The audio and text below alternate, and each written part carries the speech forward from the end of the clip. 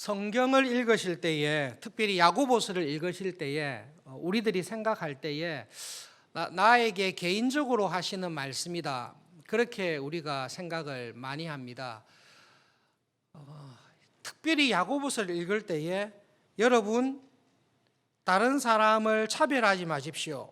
예수님을 믿는 참 믿음이 있다면 차별하여 대하지 마십시오. 이 말씀을 들었을 때, 그렇지, 내가 혹시 차별하고 있는 사람이 없나 한번 돌아봐야 되겠다, 그렇게 적용할 수 있습니다. 그런데 여러분, 야고보서는 개인에게 한 말씀이기 이전에 야고보서는 교회에 한 말씀입니다.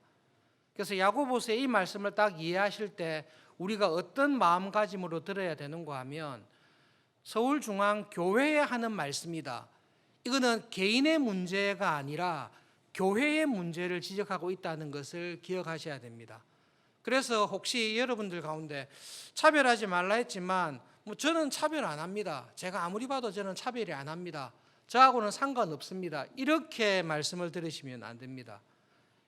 신약의 많은 서신서들이 또 야고보서를 포함해서 이거는 교회에 하시는 말씀이기 때문에 나는 그렇지 않다 할지라도 혹시 교회에, 우리 교회에 이런 것이 있다면 어떻게 해야 될까를 주의하라라는 말씀입니다. 차별한다는 말을 사전적으로 보면 간단한데요, 두 사람이나 여러 사람이 있습니다. 근데 그 사람을 볼 때에 차등을 두어서 구별한다는 말입니다. 옛날에 자기가 낳은 친아들이 있습니다. 혹은 서자가 있습니다. 친아들은 사랑하고 서자는 차별할 수 있습니다. 세상은 여러분 차별합니다. 우리 교회에 젊은 사람들이 BMW를 많이 탄다라고 이야기 듣는데요, 그 무슨 농담인지 아시죠?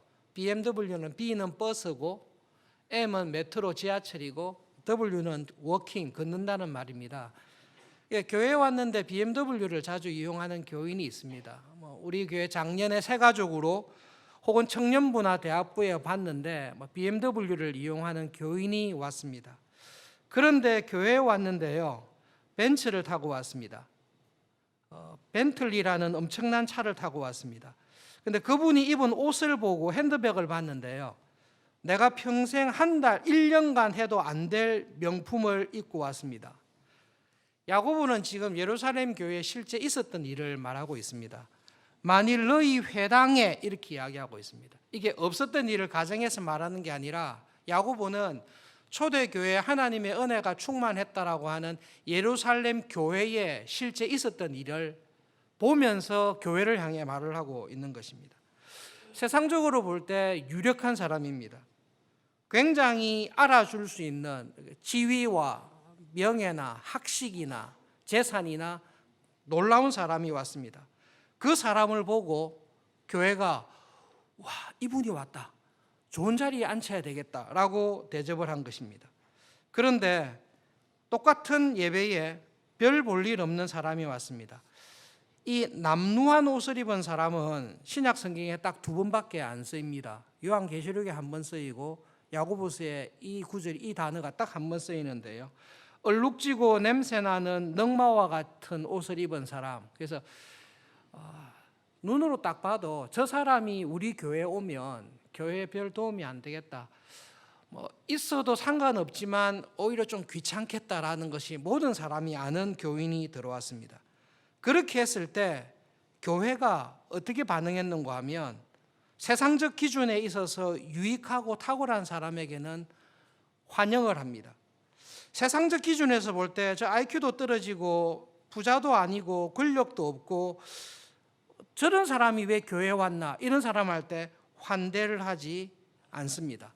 그래서 여러분, 야고보는 지금 예루살렘 교회를 향해서 뭘 이야기하는가 하면, 하나님께서 죄와 타락으로 하나님의 형상과 하나님의 나라를, 이 세상은 다 망쳐 놓았습니다. 그리고 이 세상을 지배하는 문화가 있습니다. 그건 하나님 나라의 문화가 아닙니다. 이 세상의 문화가 있습니다. 여기서 우리를 구원하셔서 하나님의 나라가 어떠하는지를 교회를 통해서 보여주시는데, 야고보는 이 하나님의 나라를 증거해야 될 교회에 세상의 문화가 들어와서 세상의 문화가 교회를 지배하고 있는 모습을 보면서 교회를 향해서 지금 말씀하고 있는 것입니다. 여러분, 하나님께서는 세상의 기준으로 교인을 차별하지 않습니다. 고린도 교회를 향해서, 예루살렘 교회를 향해서 이야기합니다. 여러분들 가운데 세상적으로 명품 옷을 입고 금가락지를 끼고 사회적 지위가 높은 사람이 여러분 교회에 많습니까? 아니면 여러분처럼 평범하고 보잘것없는 교인이 많습니까? 라고 할 때에 여러분, 교회는 세상적으로 탁월하고 권력 있는 분들도 하나님께서 구원의 은혜를 주셨지만 교회는 그냥 우리들처럼 평범한 교인들이 거의 대부분입니다. 왜 이렇게 평범한 사람들이 교회에 왔습니까? 라고 물었을 때 왜 금가락지를 쥐고 황제나 높은 왕이나 귀족들이 교회의 대다수가 아니라 그런 사람은 오해의 소수고 왜 교회는 이렇게 하찮고 평범한 사람들이 교회에 많이 있습니까? 라고 물었을 때에 야고보는 간단하게 대답합니다. 하나님께서 그렇게 불렀습니다. 우리가 교회에 들어오는 것은 예수님을 믿는 믿음으로 교회에 들어왔습니다. 교회에 하나님의 자녀가 되는 유일한 길은 믿음입니다. 그런데 그 믿음은 내가 만들어내는 게 아니라 하나님의 선물입니다. 하나님께서 복음을 듣는 사람들 가운데 예수님을 믿는 믿음을 주셔서 그 믿음으로 말미암아 교회에 들어오게 되었습니다. 교회에 들어온 사람은 하나님을 아버지라 부릅니다. 그리고 예수님을 믿는 믿음으로 교회에 들어옵니다. 그런데 그 믿음은 성령님께서 선물로 주신 것입니다. 우리 교회에 이 사람이 들어왔습니다. 왜 들어왔습니까? 하나님께서 불렀습니다. 집안에 여러 자녀가 있으시죠? 좀 비근한 예를, 확실한 예를 들면요, 저희 딸 예원이가 우리 교회에서 중고등부에서 딱 2년을 지내고 미국으로 갔습니다. 2년 동안 중고등부에서 지나면서 예원이가 우리 교회를 떠나서 미국으로 가기 전에 저와 아내에게 찾아와서 감동적으로 한 말이 한 가지가 있습니다. 저 예상을 못했던데 이런 말이 있습니다. 아빠, 엄마, 내가 2년 동안 우리 교회 중고등부를 살펴봤어요. 그런데 우리 교회 중고등부 학생들이 참 착해요. 내가 정연이와 함께 중고등부 안 가더라도 중고등부에서 정연이를 놀리거나 우습게 여기거나 정연이를 조롱할 아이들은 없습니다. 내가 중고등부에 안 따라가도 아빠 엄마 걱정하지 마세요. 내가 2년간 중고등부를 관찰했습니다. 괜찮은 아이들입니다. 왜 그렇죠? 가족이니까 그래요. 지금 예루살렘 교회에 어떤 게 들어왔는가 하면 새 가족이 왔어요. 교회를 방문한 교인이 왔어요. 안내하는 사람은 그 교회의 중요한 사람입니다. 아무나 안내하지 않습니다. 여기 앉으십시오, 저기 앉으십시오 하는 사람은 교회의 리더들입니다. 그 리더가 새 가족이 왔는데요, 저 사람은 우리 교회에 쓸모 있겠다, 저 사람은 우리 교회에 유익이 되겠다 싶은 사람에게는 환대합니다. 봤습니다. 공부도 못하고 머리카락도 많이 빠져있고 부자도 아닌 인간이 들어왔습니다. 별로 교회에 도움이 안 되겠다, 오시든지 말든지 아무나 알아서 앉으시고 발등상에 앉으시고 라고 하는 일을 교회가 하고 있는 것입니다. 그래서 야고보는 교회를 향해서 뭐라 하는가 하면, 하나님께서 내가 자녀 삼겠다고 내 교회의 지체로 불렀는데 하나님께서 귀하게 여긴 사람을 당신들은 하찮게 여깁니까? 그래 놓고 당신은 하나님의 자녀입니까? 여러분, 야고보서의 주제가 뭐죠? 야고보서의 주제는 하나님을 믿는 참된 믿음을 가지고 있는 신자와 교회 안에 있으나 거짓된 믿음, 헛된 믿음을 가지고 있는 교인을 구별하면서 우리에게 주신, 하나님이 주신 참된 믿음을 가지고 있는 신자는 하나님의 말씀과 뜻을 깨닫고 그 하나님의 형상을 회복해가는 사람입니다. 이 은혜가, 말씀의 씨가 우리 안에 들어와 있습니다. 야고보서의 굉장히 중요한 말씀인데요, 하나님의 말씀의 씨가 교회에 있고 교인들에게 있습니다. 그런데 이 말씀의 씨는 그 말씀을 받은 교인의 나의 모든 것을 변화시킵니다. 이전에는 예수님을 믿기 전에는 차별했습니다. 교회 안에서조차도 차별했습니다. 그런데 하나님의 말씀을 딱 받았습니다. 딱 받았을 때에 교회는 하나님의 가족이라는 것을 알게 됐습니다. 디모데전서 5장에 교회를 생각할 때에 디모데에게 직분자들에게 교회는 어떤 곳이다 라고 분명하게 이야기합니다. 교회 안에 늙은 사람이 있습니까? 그 늙은 사람을 대하고 권면할 때 아버지에게 하듯 하십시오. 당신이 목사라고 건의를 내세우지 말고, 당신이 직분자라고 건의를 내세우지 말고 교회 안에 늙은 사람을 볼 때는 아버지를 대하듯이 하는 것이 교회입니다. 젊은 사람이 있습니까? 저 사람이 내보다 부자인가 아닌가, 능력 있는가 없는가를 보지 말고 형제를 대하듯이 하십시오. 그것이 교회입니다. 교회 안에 늙은 사람이 있습니까? 그 사람이 얼마나 부유한지를 보지 말고 늙은 사람이 있으면 어머니를 보듯 하십시오. 교회 안에 젊은 여자가 있습니까? 정말로 여동생처럼, 누나처럼 온전히 깨끗한 마음으로 자매를 대하듯이 그렇게 하십시오. 그것이 교회입니다. 전혀 움직이지 못하는 뇌성마비에 걸려있는 부모님을 모시는 3명의 자녀가 있었습니다. 첫째 아들에게 중매가 많이 들어왔습니다. 직장도 실력도 인물도 좋아서 많이 들어왔습니다. 그럴 때마다 그 아들이 결혼하고자 하는 처녀에게 자기 어머니를 보여드렸습니다. 나와 결혼하시면 이 어머니와 함께 평생 살아야 됩니다. 모든 처녀가 그것을 감당하지 못하고 거절했습니다. 제가 이 말씀을 들었을 때 그때 그 장남이 50이 넘는 나이에, 물론 장남이 결혼 안 했으니까요, 밑에 있는 동생들도 결혼하지 않은 나이에 그 어머니를 모시고 가족으로 살아갑니다.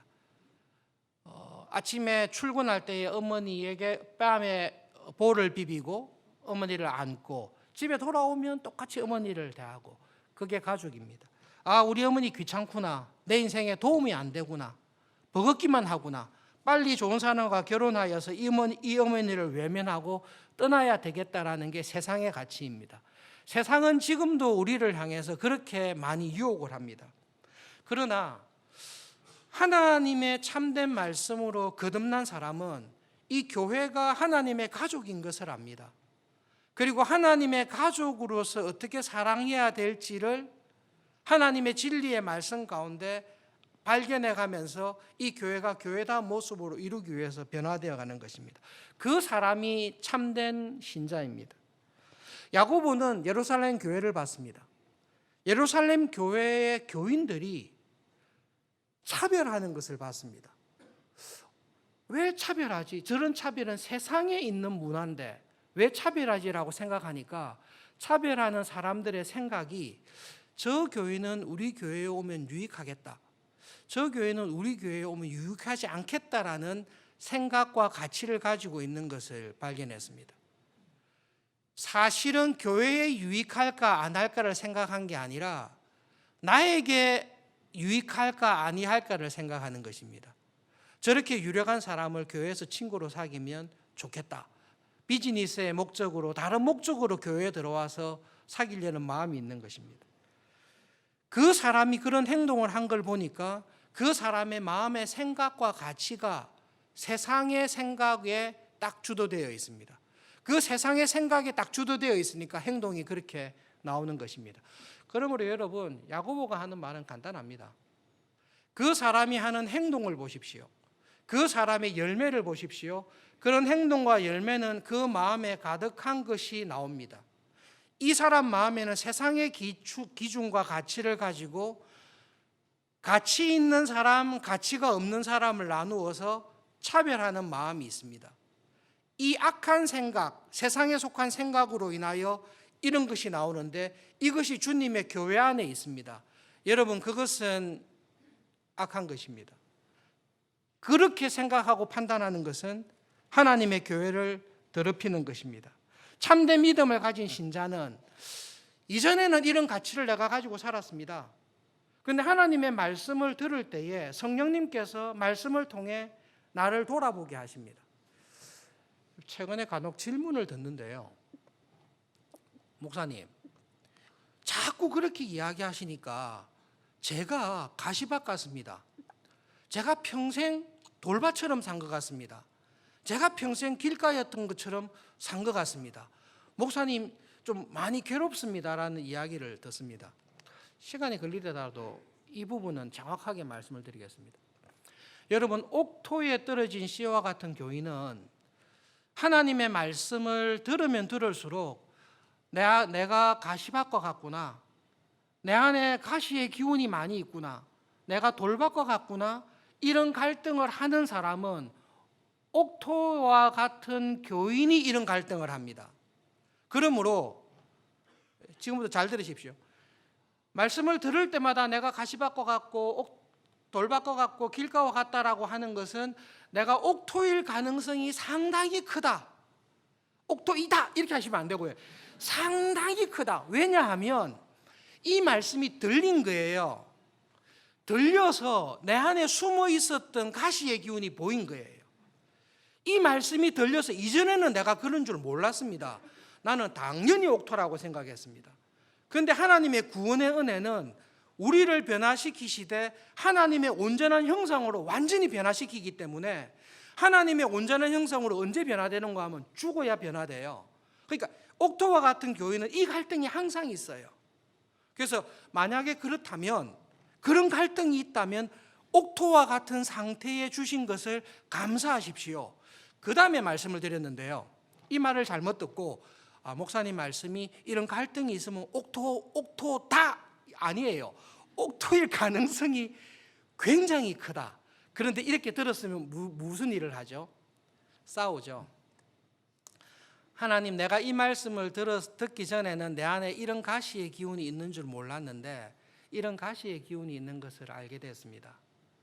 하나님, 이것을 이길 수 있는 힘을 주십시오. 그런데 내 힘으로는 이길 수 없습니다. 그러나 나와 함께 하시는 성령님으로 말미암아 이 가시의 기운을, 나도 몰랐던 돌과 같이 있었던 것을 성령님의 은혜로 깨뜨릴 수 있을 것을 믿습니다. 도와주십시오. 그렇게 기도할 때에 성령님께서 나에게 있는 가시의 기운을, 악한 습관을, 더러운 습관을, 영적인 게으르고 나태했던 것들을 말씀과 기도와 교회를 향한 사랑으로 바꾸어 주시는 은혜를 경험합니다. 그러면 그 열매가 있습니다. 그 열매를 볼 때에 하나님께서 옥토와 같은 은혜를 주셔서 감사하구나, 그 기쁨이 있습니다. 그러면 평생 옥토로 삽니까? 아니라니까요. 그게 시절을 따라 열매 맺는 한순간의 한 개의 열매입니다. 이거 열매 맺고 난 다음에 나 10년 전에 이거 맺었으니까 죽을 때까지 가도 된다, 그거는 가시밭입니다. 그렇게 생각하시면 100% 가시밭입니다. 끝. 그건 진짜 그래요. 이 맺었는데 또 말씀을 듣습니다. 듣다 보니 내가 몰랐던 또 돌이 있습니다. 내 안에 나도 몰랐던 가시의 기운이 있는 것을 성령님께서 계속 발견하게 해주십니다. 계속 발견하게 해주십니다. 이 발견 가운데 무엇을 깨닫는가 하면, 하나님 저에게 구원을 주신 것을 감사합니다. 그리고 이 구원이 지금도 풍성하게 계속되고 있는 은혜에 저를 붙들어 주신 것을 감사합니다. 내가 이 열매 맺는 것이 내 힘으로 되는 게 아니라 내가 최선을 다하지만 능히 열매 맺게 하시는 성령님의 은혜로 나를 붙잡아 주시는 것을 믿습니다. 제가 이 성령님을 꼭 붙들고 계속 이 싸움을 싸워 나갈 때에 성령님은 나를 버리지 아니하시고 나의 목을 끌더라도 끝까지 인도하실 그 은혜를 하나님은 절대로 거절하지 않을 것을 믿습니다. 그러므로 저의 구원을 주님께서 이루어 가실 것을 믿습니다라는 확신 가운데 믿음 생활을 계속합니다. 두렵고 감격과 떨림과 감사 가운데 구원을 이루어가는 것이 우리에게 주신 구원입니다. 그러므로 영적으로 열매를 맺고 구원을 받은 사람은 변화합니다. 그런데 성경을 보시면 이 과정을 거치다 한 번 비침을 얻고 은혜의 말씀을 경험하고 빛의 열매를 맺었다가 하나님의 말씀을 더 이상 받지 않고 귀를 닫아버리고, 나 옛날에 이런 경험과 열매를 맺었으니까 이제는 필요 없을 거야, 귀를 닫아버리지 않습니까? 그러면 바로 시험에 빠집니다. 예수님과 함께 베드로가 그렇게 함께 먹고 자고 했습니다. 마지막 결정적인 순간에 베드로가 예수님에게 이야기했습니다. 예수님께서 내가 십자가에 죽을 것이다. 베드로가 예수님을 믿는 믿음과 신앙 안에서 예수님 죽으면 안 됩니다라고 이야기했습니다. 그 말하기 전에 베드로가 뭘 고백했죠? 예수님, 당신은 메시아입니다. 그런데 사람이 아니라 살아계신 하나님의 아들이신 메시아임을 고백합니다. 예수님께서 네 믿음이 정말로 좋다, 이 선물이다라고 했습니다. 그 말 다음에 네가 믿고 고백한 메시아는 이 길을 갈 것이다라고 예수님께서 말씀하셨는데요. 그 말을 들었을 때 베드로가 예수님 그렇게 하시면 안 됩니다. 왜 메시아가 죽으려고 합니까? 라고 예수님을 강권하게 말렸습니다. 예수님을 사랑하는 마음으로 말렸습니다. 그때 예수님께서 베드로를 향해서 말씀하셨습니다. 베드로야, 아마 이런 말이 있겠죠. 네가 나를 사랑하고 나를 위해서 하는 말인 줄은 알겠지만 네가 지금 하는 그 생각과 그 판단이 하나님의 뜻을 이루고 거기에 순종하려는 메시아 길을 막으려고 하는 사탄의 계획인 것을 네가 모르고 있구나. 네가 하나님의 일을 생각하지 않고 마귀의 일을 생각하고 있다는 것을 모르느냐라고 베드로에게 정확하게 말씀하십니다. 야고보서를 자세히 읽어보시면 신학적인 깊이가 없는 일상적인 교훈인 것 같은데요. 그렇지 않습니다. 야고보는 교회 안에 알곡과 가라지가 함께 있습니다. 알곡으로 살아가는 신자에게는 구원의 은혜를 주셨는데 무엇으로 주셨는가 하면 진리의 말씀으로 주셨습니다. 이 진리의 말씀이 여러분을 거듭나게 했습니다. 그리고 이 진리의 말씀은 게으르지 않습니다. 이 진리의 말씀을 귀담아 듣고 이 말씀을 통해 성령님께서 은혜 주시는 사람은 이 진리의 말씀이 점점 나의 가치를 바꿉니다. 나의 가치를 바꾸고 나의 생각을 바꾸고 나의 행동과 태도를 바꾸게 되어 있습니다. 여기 앉으세요, 저기 앉으세요 하는 교회의 중요한 안내위원입니다. 회당의 중요한 사람입니다. 그 사람이 교인들을 딱 봤을 때 저 사람은 우리 교회에 도움이 될 만한 사람, 저 사람은 우리 교회에 별 볼 일 없는 사람이라고 구별하는 것은 하나님의 가치가 그 사람에게 없다라는 말씀입니다. 그러므로 여러분, 특별히 교회를 섬기는 직분자로 살아가실 때 우리가 어떻게 해야 하나님의 일을 할 수 있겠습니까? 라고 물었을 때에 예수님께서 하신 말씀 기억하시죠? 하나님께서 보내신 자를 아는 것이, 거기에 모든 것이 다 있다. 교인들 중에 어저께 새가족 환영회에서도 이야기했는데요. 새가족 중에 한 분이 1시간 기도하는 게 목사님 참 쉽지 않습니다. 대학생들도 1시간 기도하는 게, 말씀 보는 게 쉽지 않습니다. 하시면 돼요. 하시면 돼요. 그런데 목회자로, 장로님으로, 집사님으로, 권사님으로 교회를 섬기실 때 제일 먼저 하셔야 될 게 무엇입니까? 예수님을 섬기셔야 됩니다. 그 일을 놓치시면 안 됩니다. 예수님을 섬기셔야 됩니다. 예수님을 섬기실 때 어떻게 해야 됩니까? 1시간씩 예수님의 말씀을 들으셔야 됩니다. 이 말씀대로 힘들다는 걸 알기 때문에 1시간씩 교회를 위해서 꼭 기도하셔야 됩니다.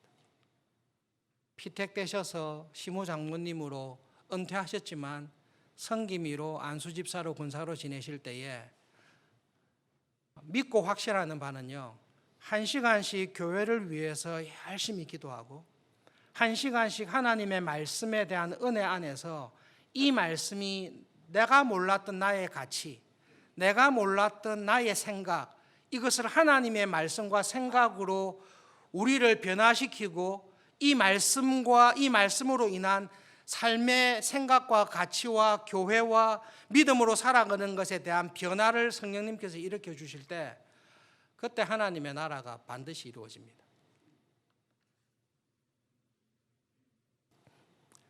말씀을 준비하는 가운데 이게 실제로 있었던 일 수도 있고 아닐 수도 있는데요. 이렇게 교회에 야고보서 관련된 유명한 예화가 있습니다. 한 평범한 여자가 집 근처에 있는 건너편에 있는 화려하고 멋있는 교회의 교인이 되고 싶어서 찾아갔습니다. 찾아가서 예배를 드리고 목사님에게 이야기했습니다. 목사님, 제가 이 교회 멤버가 되고 싶습니다. 목사님께서 그 여자를 딱 보고 이야기했습니다. 보통 그렇게 되고 싶다 하면 환영합니다. 함께 신앙생활 합시다. 그렇게 해야 되는데요. 목사님이 그 평범한 여자를 보고 한 주간 기도를 해보시고 결정을 하면 좋겠습니다. 그래서 한 주간 집에 가서 기도했습니다. 2주째 되어서 예배를 드리고 목사님에게 이야기했습니다. 목사님, 기도해봤는데 이 교회에 멤버가 되어서 등록해서 교인으로 지내겠습니다. 목사님께서 권면을 했습니다. 너무 성급하게 결정하지 마시고 집에 가서 1시간씩 성경을 읽어보고 난 다음에 결정을 하십시오. 이야기했습니다. 조금 불쾌했지만 이 여인은 집에 가서 매일 1시간씩 성경을 더 읽어보고 3주째 가서 예배를 드리고 목사님에게 이야기했습니다. 목사님, 일주일 동안 성경을 읽어봤습니다. 그래서 이 교회에 등록하기로 했습니다. 목사님께서 한 가지 더 제안을 했습니다. 일주일만 더 기도해보고 주님께 물어보고 그래도 확신이 들면 우리 교회의 멤버로 등록하십시오. 이야기를 했습니다. 그 다음 주에 이 여자가 안 나왔습니다. 6개월이 지난 이후에 길을 가다가 목사님께서 이 여자를 만났습니다. 일주일간 주님께 더 물어보고 하기로 했는데 왜 안 나왔습니까? 그 여자가 목사님에게 이렇게 이야기했습니다. 목사님 말씀대로 일주일간 예수님께 기도하며 계속 물어봤습니다.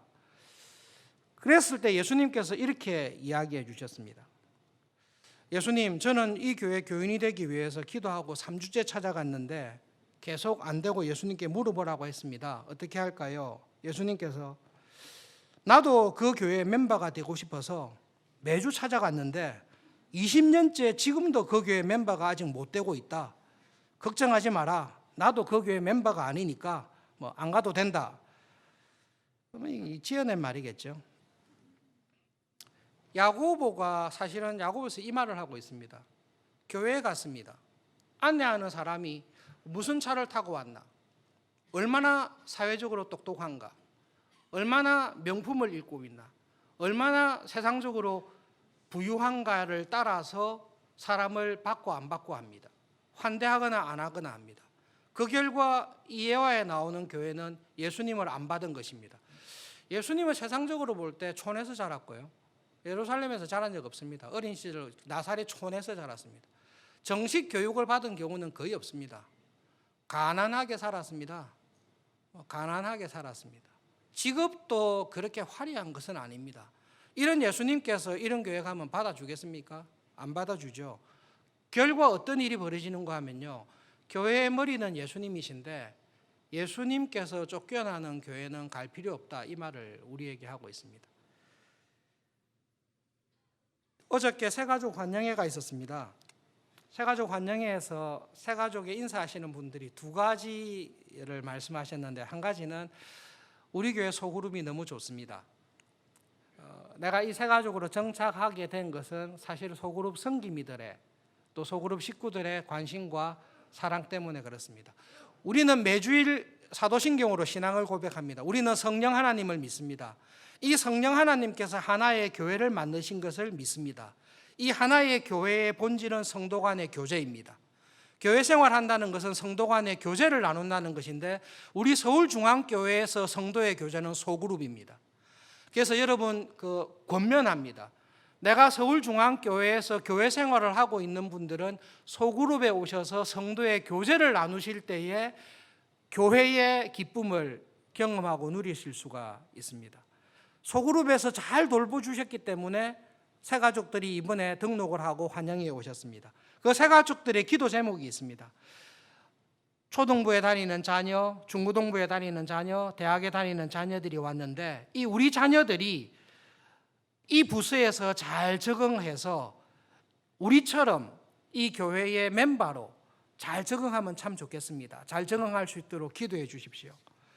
초등부나 중고등부나 대학부나 청년, 장년 여러분, 새로운 가족이 있습니다. 화려하거나 뛰어나지 않습니다. 그러므로 누구도 관심을 못 줄 수 있습니다. 대학부 모임, 청년부 모임, 장년 모임에 예배를 드리러 왔습니다. 그러나 아무도 말을 걸거나 식사를 초대하거나 따뜻하게 기도의 제목을 나누지 않습니다. 우리가 다 영적으로 부족하고 어려서 그랬는데요. 교회의 직분자들은, 교회의 장로님, 집사님, 권사님, 성김이들은 교회가 어떠해야 되는지를 알기 때문에 이런 사람들을 향해 말 한마디, 기도의 제목, 관심을 기울이면서 어떤 사람이 오더라도 주님께서 나를 이곳으로 불러주셨는데 이 교회는 예수님께서 머리가 되시는 교회다, 그것을 경험할 수 있도록 기도해야 됩니다. 그리고 그러기 위해서 하나님께서 주시는 말씀과 기도의 은혜에서 절대로 떨어지시면 안 됩니다. 말씀과 기도에서 떨어지면 교회는 모든 것을 다 놓치는 것입니다. 그러나 하나님의 말씀과 기도의 은혜 안에 직분자들이, 장로님들께서, 권사님들께서, 집사님들께서, 성김이들이 하나님의 말씀과 기도의 은혜 안에 딱 서 있어서, 우리가 부를 찬송인데요, 내가 예수 믿고서 죄 사함을 받은 이후에 세상의 기준, 죄의 기준으로 판단하던 모든 것이 내가 다 변했습니다. 나의 가치가 변했습니다. 나의 생각이 변했습니다. 나의 삶이 다 변했습니다. 그게 천국입니다. 그게 천국이고 그것이 우리 교회가 나아가야 될 교회의 모습입니다. 권면하고 싶습니다. 여러분, 한 달에 한 번 정도 평소에 관심은 있었지만 함께하지 못했던 가족이 있을 때 집으로 초대하셔서 편안하게 식사를 하면 좋겠습니다. 이민교회에 있을 때 갓 결혼한 커플을 맡았는데요, 갓 결혼한 커플들이 집으로 돌아가면서 식사 교제할 때 회장이 찾아와서 목사님 못하겠습니다, 돈이 너무 많이 들어서 못하겠습니다, 그렇게 이야기를 했습니다. 담당 교역자이기 때문에 다 불러놓고 이야기했습니다. 작년들처럼 그렇게 대접하지 마라. 특별히 모이는 거니까 제가 그때 두 가지 원칙을 딱 줬습니다. 특별히 모이는 거니까 라면을 곱빼기로 끓여라. 보통 말고 곱빼기를 끓여라. 둘째, 피자를 시켜라. 미국은 우리나라보다 피자가 훨씬 쌉니다. 어떤 집에서 하든 이거로만 하자. 그래서 모든 사람이 거기에 동의하고 한 1년 가까이 모였습니다. 그러다가 우리 교회로 오게 됐는데요, 그렇게 모이는 가운데 그 사람들에게 준 은혜와 교제의 기쁨이 있습니다. 새가족이든 소그룹 식구든 혹은 여러분 성김이 매주 수고하시는데요, 성김이를 부르시든 불러서 손대접하는 일을 한번 습관적으로 해보시면 참 좋겠습니다. 그래서 나의 살아가는 행동이 나의 가치의 변화를 일으키는데, 이 행동과 가치의 변화는 어디서 나옵니까? 진리의 말씀을 들을 때에 나옵니다. 하나님의 진리의 말씀은 살아있기 때문에 반드시 나를 바꾸는 은혜가 있습니다. 이게 구원의 기쁨입니다. 한 시간씩 성경 읽으시고 한 시간씩 기도하시는 구원의 기쁨이 내 삶을 변화시킵니다. 그 은혜를 누리실 수 있기를 바랍니다.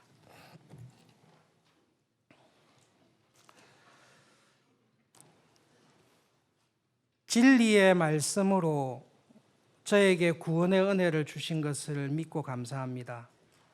하나님께서 주신 이 진리의 말씀은 죽었던 나를 거듭나게 하셨을 뿐 아니라 나의 모든 것을, 나의 생각과 가치와 삶의 목적과 나의 모든 삶을 하나님의 형상으로 변화시키는 살아있는 능력의 믿음이요 말씀인 것을 기억하며 감사합니다. 하나님, 말씀이 저의 귀에, 하나님의 말씀이 내 안에서 세력을 얻게 해주십시오. 하나님의 말씀보다 더 강한 세력이 없는 줄을 믿습니다. 하나님의 말씀으로 나의 모든 가치관이, 나의 모든 삶의 목적이, 나의 인생이 완전히 변화되게 해주셔서 이것이 믿음의 열매라는 것을 확인하며 예배에 나올 때마다 이런 구원의 은혜와 감격을 주신 하나님께 감사하며 믿음의 선한 싸움을 싸우며 믿음의 복된 열매를 맺으며 살아가는 우리 교회가 되도록, 우리 교인이 되도록 성령 하나님 이번 한 주간도 붙잡아 주시고 인도해 주십시오. 예수님의 이름으로 기도합니다. 아멘.